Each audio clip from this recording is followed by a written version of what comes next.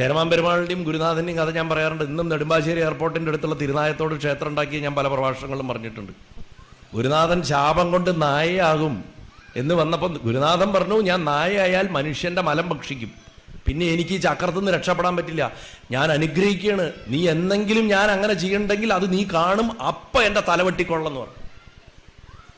ചേരമാൻ പെരുമാൾ പല്ലക്കിൽ സഞ്ചരിച്ചുകൊണ്ടിരിക്കുമ്പോൾ, ഇന്നത്തെ ഈ എയർപോർട്ടിൻ്റെ ഒക്കെ പ്രദേശങ്ങളായിരിക്കും, അദ്ദേഹം പല്ലക്കിൽ എന്തോ അദ്ദേഹത്തിന് തിരശീല നീക്കി നോക്കാൻ തോന്നിയപ്പോൾ ഒരു നായ മനുഷ്യമലം കഴിക്കാൻ പോണു. ചാടി ഇറങ്ങി വാളോണ്ട് തല വേർപെടുത്തി ആ നായയുടെ. അതിൻ്റെ വായേലേക്ക് എത്തിയിരുന്നുള്ളൂ, ഉദരത്തിലേക്ക് എത്തിയിരുന്നില്ല. പക്ഷെ ഗുരുനാഥനെ കൊന്ന ഫലം അദ്ദേഹത്തിന് വന്നു, ഗുരുഹത്യാപാപം വന്നു. അത് പോകാനായിട്ട് സത്തുക്കൾ പറഞ്ഞു കൊടുത്തണത്ര ഒരേ പീഠത്തിൽ ശിവനെയും വിഷ്ണുവിനെയും പ്രതിഷ്ഠിക്കാൻ. അതാണ് തിരുനായത്തോട് ക്ഷേത്രം, മഹാകവി ജി ശങ്കരക്കുറുപ്പിൻ്റെ നാടാണത്.